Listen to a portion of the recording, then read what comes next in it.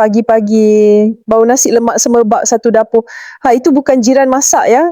Tu tanda nasi lemak dari Liana Loves Kitchen dah siap kukus dalam rice steamer besar kita.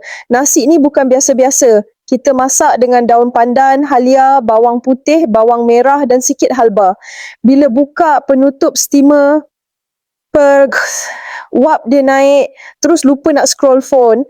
Lepas dah masak elok, kita gaul dengan santan yang dah dimasak sampai naik minyak. Kasih nasi tu serap betul-betul, baru wangi dan lembut. Tapi pagi tadi ada cerita kelakar. Sehari sebelum tu, Liana suruh staff bawa daun pisang sikit, nak kasih nasi lemak ni wangi masa hidang. Sekali pagi tadi dia datang, bawa satu guni penuh daun pisang. Chef Zack tanya, kenapa banyak sangat ni?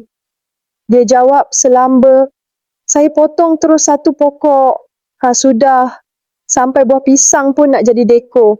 Dapur kita terus rasa macam suasana kat Hawaii. Lepas habis gelak, kita sambung kerja. Masuk bab sambal tumis. Kita guna paste buatan sendiri. Pedas dia ngam-ngam. Cukup buat lidah rasa bahagia. Lepas tu ayam goreng crispy. Luar garing.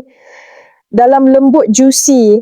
Bila bunyi krup-krup-krup tu, semua staf pandang macam dengar lagu trending TikTok. Akhir sekali, semua hidangan siap dalam tray buffet, dibungkus kemas, sedia dihantar ke lokasi majlis. Untuk tempahan buffet nasi lemak, katalog menu atau sebarang pertanyaan ke Wasabi terus Liana Loves Kitchen. Sedap, senang, siap sampai.